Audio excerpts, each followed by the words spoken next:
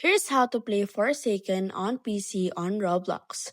First, open your Roblox account and go to the search options. Remember that you are going to open your Roblox to your PC. And then, go ahead and search for Forsaken. And as you can see below, you will see the different Forsaken game that you can go ahead and use. Click on the Forsaken game, click on the play button that you can see on the Forsaken game, and wait for it to reload until you see there the main dashboard, which is this.